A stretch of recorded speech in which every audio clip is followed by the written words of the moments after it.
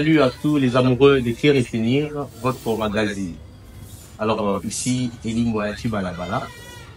Ça a été toujours un très grand plaisir de savoir que vous êtes nombreux à nous suivre partout dans le monde. Buzumaï, Kananga, Lumbashi, Kinshasa et même Napoto, Bozaï, Délé, Baobalandakabiso. Je suis très content et fier de vos messages, vos commentaires. Ça nous fait énormément plaisir. Alors aujourd'hui, nous avons le réel plaisir de recevoir sur ce plateau un invité de marque. C'est un jeune qui a des réflexions, un jeune qui a la passion pour son pays, un jeune qui a les soucis de voir son pays se développer. Alors il s'agit bel et bien de monsieur Léon Moutanda et je reçois sur ce plateau. Bonjour monsieur Léon. Bonjour monsieur Eli. Comment vous allez? Je vais très bien, merci. Très content de vous retrouver. Et moi également. Alors faites en place. Et merci. Alors comment vous allez monsieur Léon? Ah oui, je vais très bien, bien grâce. En tout cas. Et on a un réel plaisir de passer d'abord sur votre émission Qui Retenir. Ouais. D'ailleurs, l'une des plus suivies en République démocratique, on peut dire même dans le monde. Dans le monde, ouais. Et je tiens à saluer toute la population qui est en train de nous suivre, et particulièrement celle qui traverse un moment un peu plus horrible dans l'est de notre pays. Tout est non à l'air du quai, on est avec eux et on aura une paix durable dans les jours qui suivent. En tout cas, très content de vous retrouver. Alors, avant que nous puissions entamer le vif de notre émission d'aujourd'hui, alors dites-moi et dites aussi au public qui est en train de nous suivre, qui est Léon Moutanda. Une petite présentation. Léon Moutanda n'est pas une personne extra. Oui, il est juste congolais comme tout le monde, comme tous les Congolais d'ailleurs. Et c'est un étudiant qui étudie à l'université de Kinshasa, dans la faculté des sciences sociales, administratives et politiques, dans le département des relations internationales. Au-delà de ça, Léon Moutanda, c'est un fondateur d'un parti politique qui est d'abord inédit, parce que je n'ai pas encore lancé des activités officiellement. Le parti est intitulé UVDC, Union pour la victoire et la démocratie du Congo. Léon Moutanda, hormis cela, il est aussi membre du fonds commun pour la jeunesse. Je suis chef de département des relations entre le Nord et l'Ouest en République démocratique du Congo. Voilà. En tout cas, alors monsieur Léon, avez-vous des ambitions politiques? Bien évidemment, j'ai des passions pour mon pays, j'ai des ambitions afin de construire un Congo meilleur comme tout Congolais. Il va en sorte, comme vous venez de le dire dans votre introduction, que vous voulez en sorte que le pays soit développé en fait. C'est ça. Ayant compris que le pays est dans une crise tellement catastrophique dans tous les plans, notamment sur les plans économiques, sur les plans géographiques, les plans sociaux, ainsi que sur les plans culturels. Je me suis dit, je ne peux pas laisser des choses comme ça. Parce que si je ose laisser des choses comme ça, on risquera de tomber dans un gouffre. Ça sera très difficile de s'en sortir. Alors qu'est-ce qu'il faudrait faire? Il faut se fixer des objectifs. Il faut oser, comme l'avait dit hier par le président de la République, que tout est possible à celui qui ose, qui rêve et qui n'abandonne pas. Donc ça sera possible enfin de construire un Congo meilleur aux qualités que nous les voulons. Alors, avant de pouvoir passer, beaucoup de gens se disent que la politique, c'est fait beaucoup d'argent. Donc, dans la politique, il y a l'argent. Et parmi les motivations de plusieurs personnes, ils viennent dans la politique pour se faire de l'argent. Est-ce le même cas pour toi aussi? Bon, ce n'est pas le même cas pour moi, parce que si on veut se faire l'argent, il faut faire l'entrepreneuriat, il y a le business et tout comme ça. Quand on veut dans la politique, c'est pour servir et non se servir. Et on ne devient pas dans la politique pour devenir riche. On devient dans la politique pour servir. Alors, moi, j'ai une idée. J'ai une vision pour la construction d'un Congo meilleur. Je me suis dit non, je ne peux pas rester comme ça dans un coin. Il faudrait que j'ose. Il faudrait que je m'implique dans ce domaine. Enfin, que mon idée vaille l'ampleur. C'est ça en fait l'objectif. Donc je ne suis pas venu dans la politique pour me servir ou bien pour me faire riche, mais je suis venu dans la politique pour servir mon pays et mon peuple. Voilà, merci beaucoup monsieur Léon. Très chers internautes, aujourd'hui nous allons parler sur une thématique que nous avons intitulée la révision constitutionnelle. Eh bien, c'est c'est un sujet qui fait débat aujourd'hui. Beaucoup de gens en parlent. Il y en a qui disent il est importantissime que la Constitution soit changée. Certaines personnes disent c'est pas important que la Constitution soit changée. Alors, ensemble avec M. Léon, nous allons pouvoir parler. Il va donner son point de vue par rapport à cette situation, à cette question qui fait beaucoup de débats aujourd'hui. Alors, M. Léon Moutanda, dites-moi un peu quelles sont vos impressions par rapport à ce processus de la révision constitutionnelle. Voilà, merci beaucoup pour ce sujet qui est d'ailleurs un sujet d'actualité, qui gangrène l'actualité de notre pays. Mais je vois qu'on ne peut pas se tirailler, créer un débat, se taquiner quand on parle de la révision constitutionnelle. Parce que notre constitution elle-même prévoit la procédure par laquelle pour aboutir à la révision. Si vous lisez bien évidemment l'article 218 de notre constitution, on nous dit que l'initiative de la révision constitutionnelle appartient concurremment au premier lieu, on nous dit le président de la République, on nous dit encore le gouvernement après délibération en conseil de ministres, on nous dit encore le Parlement, donc chacune des deux chambres, à la moitié de ses membres. Voilà. On nous dit encore que c'est le peuple congolais qui s'exprime lors d'un référendum par une pétition. Ce qui veut dire qu'on ne peut pas créer un débat ou bien c'est taquiner quand on parle de la révision constitutionnelle parce qu'elle est légale. Je suis en train de voir l'opposition aujourd'hui qui est en train de dérailler l'opinion, la population, en sorte que nous ne puissions pas s'exprimer sur cette question. Mais il serait mieux d'abord de commencer à définir c'est quoi la Constitution avant d'aborder d'abord toutes ces questions. Parce qu'il y a certains qui parlent du changement, certains encore parlent de la révision. La Constitution, au sens restreint, c'est une loi fondamentale. C'est une règle de règles. C'est une mère des lois. C'est dans laquelle on tire d'autres sources de lois, comme les lois organiques, les lois ordinaires et tout consort. Voilà. Mais au sens large, la Constitution, c'est une loi qui met le bon fonctionnement et l'organisation du pouvoir public, qui met l'accent sur l'axe horizontal. Ça, c'est techniquement parlant. Là, quand on parle de l'axe horizontal, nous voyons le régime politique. Et quand on parle de régime politique, nous voyons les relations qui existent entre les institutions. Et on tient compte de la séparation du pouvoir. Et quand on parle encore de la Constitution, nous voyons les relations qui existent entre les gouvernants et les gouvernés.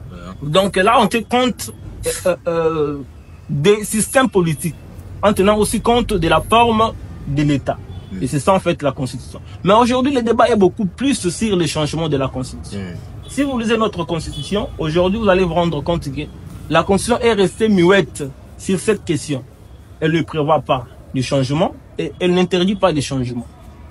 Alors, comment on peut faire pour aboutir au changement?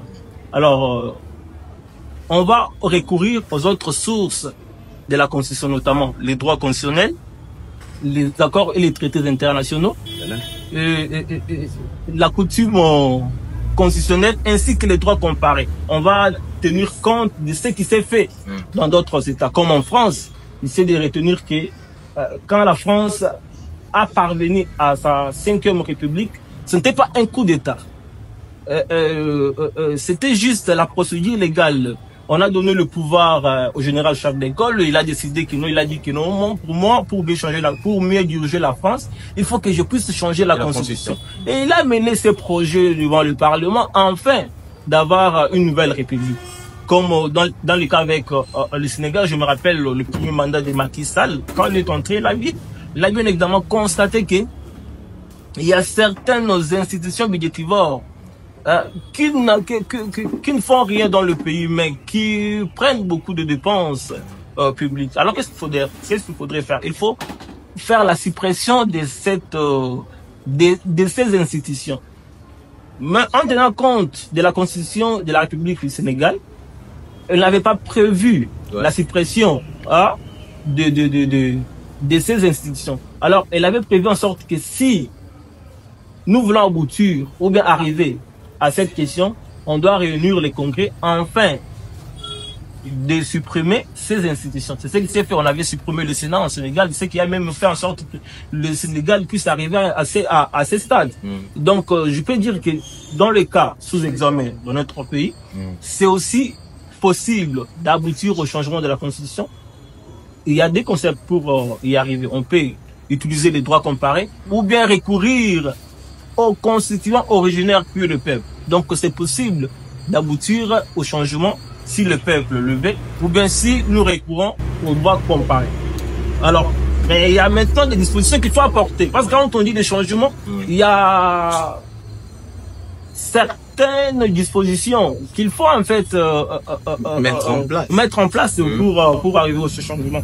Parce que c'est de retenir que l'article 220 qui verrouille certains articles de la Constitution, notamment la forme de l'État, notamment le mandat du président de la République, notamment la décentralisation du pouvoir provincial et tout consort. Vous allez vous rendre compte que cet article est verrouillé. Alors, en ce que moi j'apporte, selon mon point de vue, je suis en train de constater que ce que moi je vais, ou bien la réforme que moi j'apporte dans la Constitution, est verrouillée dans l'article 220. Alors qu'est-ce qu'il faut faire? L'article 220. Oui. On peut la lire? Oui. Comme ça on lit, comme ça peut nous permettre parce que nous puissions très bien décoller. L'article 220 de la Constitution. Voilà. Je peux lire? Oui. Voilà, l'article 220 de la Constitution. La forme républicaine de l'État. Le principe du suffrage universel. Voilà. La forme représentative du gouvernement. Le nombre et la durée des mandats du président de la République. L'indépendance du pouvoir judiciaire. Le pluralisme politique et syndical ne peuvent faire l'objet d'aucune révision constitutionnelle. Ce qui veut dire que la Constitution a interdit toute révision qui prévoit ces éléments prescrits. Voilà. Alors, dans mon point de vue, dans mes réformes, moi je prévois qu'on puisse aboutir à un mandat de 10 ans au président de la République non renouvelable. Cela va aussi nous aider à éviter les dépenses publiques parce que vous allez bien évidemment constater qu'après 5 ans, nous dépensons beaucoup de millions pour organiser des élections. Et pourtant, nous connaissons que c'est lui qui organise des élections. Souvent, c'est lui qui les emporte. Vous comprenez un peu. Voilà. Alors, l'État joue un rôle très important en ce qui concerne la révision de changement de la Constitution. On doit tenir compte de ce qui se passe aujourd'hui. Donc, un mandat de 5 ans renouvelable une seule fois ne correspond pas aux réalités congolaises. Qu'est-ce qu'il faut faire? Il faut disposer un mandat de 10 ans non renouvelable pour le président de la République, aussi pour le député national ainsi que le député provincial. Cela va aussi nous amener à chaque fois changer la classe politique. Aujourd'hui, nous chantons, nous les jeunes, nous chantons le changement de la classe politique. Mais aussi de retenir aussi que le changement de la classe politique, ce n'est pas eux qui vont nous amener aux fonctions régaliennes de notre pays. Alors, il faut aussi prévoir ça dans la Constitution, faire en sorte que chaque 10 ans, désengorger ceux qui ont géré le pays et amener une nouvelle classe politique, enfin, et de contribuer aussi au développement du pays. Je suis en train de constater que non, ça va un peu mettre aussi l'efficacité dans l'État. Et concernant encore la nomination du Premier ministre, la Constitution nous dit que le Premier ministre provient de la majorité parlementaire. Constatez bien, dans les élections qui viennent de se passer, quelques jours après, le président a prêté serment. Alors, il aurait dû attendre la désignation de la majorité parlementaire pour la nomination du Premier ministre. Alors, et pourtant, il avait prêté le serment le 20 janvier 2024. Et voilà, maintenant, ça lui a pris beaucoup de temps pour nommer le Premier ministre. Pourquoi? Parce qu'avec les problèmes de contentieux dans la Cour constitutionnelle, et il faudrait aussi nommer un informateur pour désigner cette majorité. Parce que celle-ci n'existait pas au Parlement. Voilà. Alors, un informateur a un mandat ou bien une mission d'1 mois renouvelable une seule fois. Donc, on peut dire presque 2 mois. Donc, ça nous a pris beaucoup de temps pour nommer le Premier ministre. Et aussi, ça nous a pris aussi beaucoup de temps pour composer le gouvernement. Et cela ne met pas vraiment l'efficacité dans le fonctionnement de l'État. Donc, il faudrait voir, concernant la nomination du Premier ministre, donc, que nous puissions passer au régime présidentiel et non le régime présidentiel. Parce qu'aujourd'hui, nous sommes en train de subir les conséquences du régime semi-présidentiel. Donc le régime semi-présidentiel ne correspond pas aux réalités congolaises. Donc il faudrait changer notre constitution pour aboutir au régime présidentiel dont le président de la République nous sera redevable. Aujourd'hui, nous sommes en train de pleurer, on n'a pas construit des routes, mais ce n'est pas la question à poser au président de la République. Parce que la politique de la nation est définie par les gouvernements. Si vous lisez l'article, si je ne m'abuse pas, l'article 91, ou bien 90 comme ça, si vous pouvez chercher, on va vous dire que la politique de la nation est conduite par le gouvernement. Et le gouvernement est responsable devant le Parlement. Donc le président n'a aucune responsabilité envers nous. Alors nous voulons un président qui nous est redevable. Donc on doit bien évidemment changer notre constitution pour que ce président soit redevable envers nous. Tu as dit l'article combien? 90 ou 91. 90, enfin, 90, ça dit ceci. Le gouvernement est composé du Premier ministre, des ministres, des vice-ministres et les cas échéants des vice-premiers ministres, des ministres d'État et des ministres délégués. Il est dirigé par le Premier ministre, chef du gouvernement. En cas d'empêchement, son intérim est assuré par les membres du gouvernement via à la préséance. La composition du gouvernement tient compte de la représentativité nationale. Avant d'entrer en fonction, le Premier ministre présente à l'Assemblée nationale les programmes du gouvernement. Lorsque ce programme est approuvé à la majorité absolue, ça dit ceci. Le gouvernement définit en concertation avec le président de la République la politique de la nation et en assume la responsabilité. Le gouvernement conduit la politique de la nation, la défense, la sécurité et les affaires étrangères sont des domaines de collaboration entre le président de la République donc, et le gouvernement. Il y a que 3 domaines. Voilà. Dans le domaine de la sécurité, le domaine de la défense et le domaine des affaires étrangères. Que le président de la République travaille en collaboration avec le gouvernement. Donc pour tous les autres domaines, ce n'est pas la charge du président de la République. Alors nous voulons en sorte que le président de la République nous soit redevable. Donc nous devons bien évidemment changer notre constitution parce que c'est ça même les articles verrouillés dans l'article 220 qu'on a lu avec vous parce que ça tient aussi compte de la forme de l'État. Quand vous avez commencé à lire, on vous a dit que la forme de l'État est interdite en ce qui concerne la révision constitutionnelle. Alors par rapport à cette révision, nous sommes Congolais, n'est-ce pas? Bien évidemment. Tu es aussi sans ignorer que les pays font face à beaucoup de fléaux. Beaucoup de carences des aliments, l'inflation monétaire. Nous faisons face à beaucoup de choses qui créent beaucoup de troubles dans notre pays. Alors dites-moi un peu, est-ce que ces changements de la Constitution profitent au petit peuple que nous sommes? Eh bien, je vous ai bien dit ici concernant la Constitution au sens large. C'est une loi qui met l'accent sur les fonctionnements et l'organisation du pouvoir. Et voilà. Donc la Constitution vient renforcer juste l'efficacité de l'État, l'efficacité des institutions et aussi la fluidité des institutions. Voilà. Alors en ce qui concerne la bonne gouvernance, ça c'est un domaine social. Mais la Constitution aussi met l'accent sur la socialité. On ne peut pas l'ignorer en fait.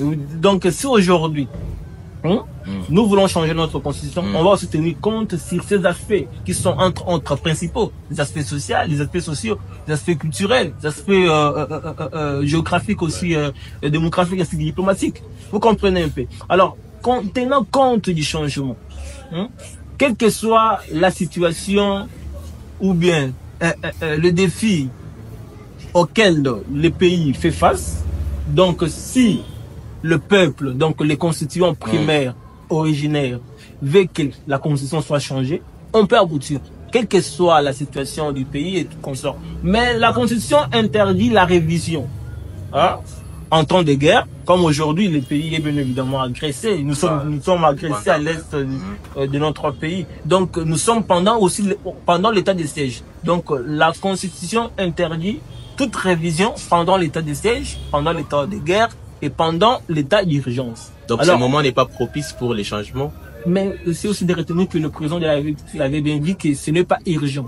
C'est juste un projet qu'il a mis en place. Enfin, déléguer au peuple congolais une constitution meilleure, une constitution qui s'adapte aux réalités congolaises. Mais cela ne va pas créer de débat. Mais concernant la révision, on peut recourir au mécanisme politique. S'ils veulent réviser la constitution, ils peuvent élever l'état de siège ou l'état d'urgence pour aboutir à des révisions. Mais concernant les changements, si les constitutions primaires ou bien originaires, qui sont les peuples, décident de changer la constitution, on ne tient pas compte de la situation du pays. Donc, si je peux retenir, les développements de notre pays est lié aussi à la constitution. Bien évidemment, la constitution, c'est une loi fondamentale. C'est une loi des lois. La constitution, c'est ça même l'image du pays. Parce que j'ai échangé avec une personne. Oui. La personne m'a dit, souvent les présidents, quand ils font la constitution, c'est juste une manière de bénéficier de certains droits là-dedans. Bien évidemment, donc, mais nous allons leurs intérêts. Mais si vous suivez bien le président de la République, Félix Antoine Tshisekedi, il avait bien dit que quand il va mettre un comité interdisciplinaire, les parlementaires vont partir dans leur circonscription, montrer à la population ce qu'il avait prévu de faire et ce qu'il a voulu apporter comme réforme. Alors, c'est nous maintenant qui allons décider si nous voulons le changement ou si nous voulons la révision. Et donc, on va contester toute révision ou tout changement qui prévoit la valorisation des intérêts personnels. Parce qu'on ne peut pas vouloir, dans une république comme la nôtre, nous qui avons beaucoup subi, et vouloir en sorte que le président puisse amener une constitution qui prévoit ses intérêts. Là, on va bien évidemment contester. Alors, nous voulons en sorte un changement. Je l'ai bien dit, je vous ai même montré des réformes que moi je voulais apporter. Ouais. Et nous voulons une constitution qui va s'adapter aux réalités.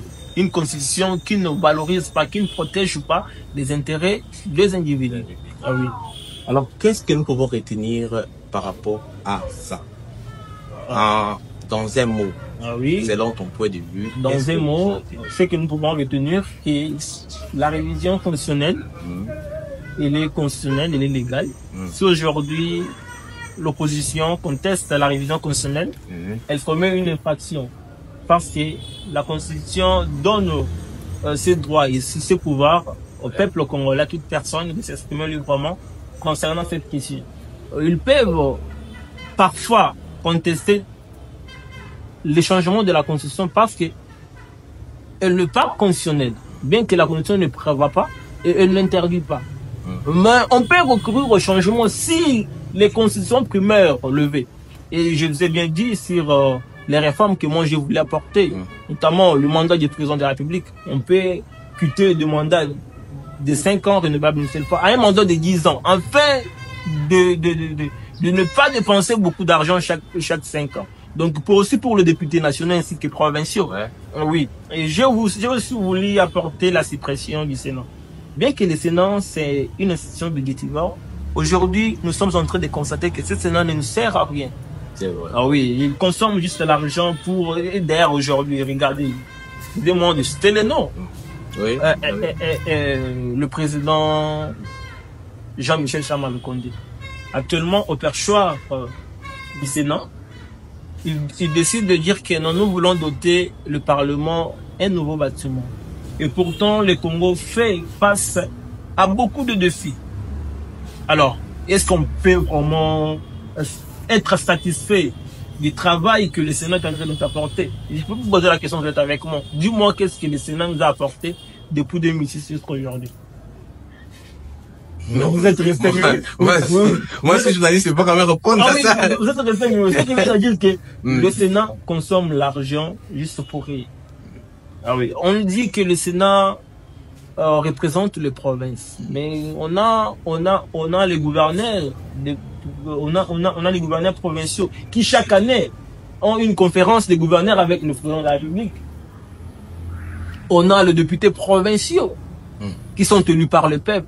Et encore, je voulais oublier, mais je voulais en sorte aussi que les gouverneurs, soit ils sont nommés par le président de la République pour valoriser l'unité nationale. Rappelez-vous à l'époque de Mobutu, d'heureuse mémoire, quand il était président de la République, il prenait un actif de Bandundu, il le nommait gouverneur, par exemple, au Kasaï oriental. Cela valorisait la cohésion nationale, l'unité nationale. Et si nous interrogeons l'histoire, nous allons nous rendre compte que toutes les provinces ne sont pas développées par l'air originaire. C'est les natifs des autres provinces qui ont fait en sorte que ces provinces soient dans cet état-là. Donc, si aujourd'hui nous donnons le pouvoir au président République, soit dénommé le gouverneur, ou bien au peuple, ou bien que le gouverneur soit nommé par, soit élu par le peuple, donc au suffrage direct par le peuple lui-même, et voilà, ça va aussi aboutir à une efficacité, parce qu'on est en train de constater la guerre qui existe entre le député provincial et le gouverneur. Vous allez vous rendre compte, récemment, on avait vu avec Daniel Bumba comment il y avait des blabla que Daniel Bumba aurait donné de véhicules aux députés provinciaux pour qu'ils soient élus gouverneurs. On a aussi constaté ce qui s'est passé à Kisangani. Il y a même un ministre de l'Intérieur qui avait même suspendu des activités là-bas. Et voilà. Donc, il y a des conflits qui nécessitent dans ces cas. Donc, c'est mieux de donner le pouvoir au peuple d'élire les gouverneurs et les vice-gouverneurs de province. Et cela aussi va aussi aboutir à une efficacité. Ce sont vraiment des éléments très importants qu'il faut apporter pour l'efficacité de notre pays, aussi le bon fonctionnement de notre pays. En tout cas, merci beaucoup, Monsieur Léon. Nous sommes en train de chuter. Parlons un peu d'une actualité récente. Oui. L'affaire Koulouna. Récemment, j'ai eu à voir le ministre de la Justice, Kantam Tamba, que je salue déjà. Il a insisté et puis il a mis vraiment tout son poids sur cette affaire de Koulouna. Il a dit, cette fois-ci, si on attrape un Koulouna, il sera condamné à la peine de mort. Alors, qu'est-ce que tu penses aussi par rapport à cette situation, Koulouna? Voilà, je ne peux pas suivre le populisme. C'est un débat qui est aussi sur la toile de notre pays. Il y a eu aussi évidemment suivi ces débats et aussi ce sujet. Il y a même certains des Koulouna qui ont été exécutés. Et voilà. Alors, le débat n'est pas là. Est-ce que cette mesure doit réellement rapporter des solutions dans notre pays? Comment vous voulez tuer des Koulouna et pourtant il y a des autorités qui volent des millions chaque jour? Mais pourquoi nous ne voyons pas leur exécution? Bien que c'est l'une des bonnes mesures, mais je ne trouve pas en fait l'efficacité. La pour toi, c'est pas important. C'est pas important, c'est pas important. Il faut que les Koulouna soient là. La fonction nous dit que la vie humaine est sacrée. Alors comment on peut exécuter? Mais non. Ils nous tuent chaque fois. Ils nous ravissent l'histoire. Les Koulouna, mais c'est d'une manière illégale, mais l'État est en train de le faire de manière légale. C'est naze. C'est très néfaste. Alors, l'État qui est là pour protéger la vie de ses ressortissants, la vie du peuple, mais il est en train encore de l'exécuter à mort. Et ce n'est pas vraiment important. Moi, j'aimerais dire même au non, il serait mieux de tuer ceux qui détournent l'argent public et ceux qui volent l'argent chaque jour, qui massacrer ceux qui n'ont rien à faire. Voilà. Il serait même de l'envoyer quelque part, aller faire des travaux forcés. Parce que les travaux forcés est prévu dans notre code pénal. Même aussi la peine de mort est prévue. Mais il y a des fonctionnalités pour son exécution. Et le président de la République qui prévoit pour la peine de mort. Le ministre de la Justice ne peut pas prendre une décision seulement comme ça unilatéralement. C'est un homme de droit, il connaît bien la loi. Non. On peut bien connaître la loi et en utiliser mal. Ça arrive. Connaître bien la loi ne veut pas dire que tu as le monopole ou bien tu t'accapares de toutes les lois, en fait. Et rappelez-vous, mais il est contesté dans certaines mesures qu'il est en train de prendre, notamment quand il avait prévu de créer un conseil supérieur de la justice pour supprimer les conseils supérieurs de la magistrature. Il y a certains encore qui ont contredit cela. Ça ne veut pas dire qu'il a le monopole, ça va en ce qui concerne les droits. Tu peux prendre la décision qui est bien pour toi, mais qui aura des conséquences sur les années à venir. Moi, je prévois pour dire que cette mesure aura des conséquences sur les années à venir. Donc, ce n'est pas utile de prendre cette décision. Et il faut prévoir une autre peine sur ces personnes, qui est leur exécuté à mort, parce que nous sommes censés de protéger la vie des personnes. Oui. Voilà, merci beaucoup, monsieur Léon Mtanda. Je suis trop content que tu aies venu accepter notre invitation. Le plaisir est tellement chez moi et j'ai vu les professionnels avec lesquels vous travaillez. En tout cas, je vous remercie vraiment. En tout cas, oui. Merci beaucoup. Très chers internautes, vous avez suivi, c'est Léon Mtanda. Il est un jeune qui a la passion de son pays.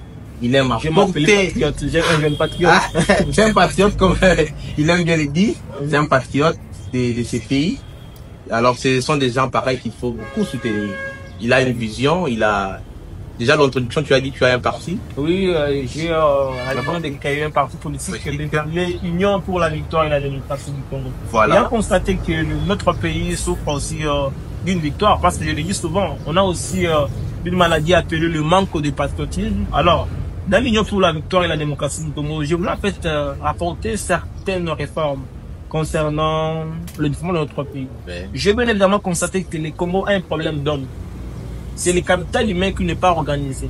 Donc, au départ, on va y avoir commencé préalablement, on va y avoir commencé à organiser notre espace humain. Apprendre à notre population face aux réalités auxquelles nous nous sommes confrontés. C'est ça en fait l'idée principale de l'Union pour la victoire et la démocratie du Congo. Nous serons unités dans la victoire et la démocratie du Congo. Quand nous parlons de la victoire, nous parlons de la victoire sur les plans social, sur les plans démographiques, sur les plans culturels, sur les plans scientifiques. Donc dans tous les plans, on va vraiment aboutir à certaines réformes pour avoir un Congo meilleur, un Congo développé, un Congo puissant. Parce que je maîtrise vraiment la quintessence en ce qui concerne l'incarnation d'un Congo puissant. Moi, il faut le dire, moi je fais les relations internationales. Et j'ai vraiment des maîtrises au bénéfice tout possible pour construire un Congo puissant où on va parler, où on va vraiment faire peur aux autres États. Et voilà. C'est ça un peu Congo que moi je veux. En tout cas, oui. Merci beaucoup. Alors, très chers internautes, restez scotchés sur notre page Facebook. Nous vous reviendrons prochainement pour un autre numéro. Merci de nous avoir suivis. Allez, à très bientôt. Bye bye. Merci.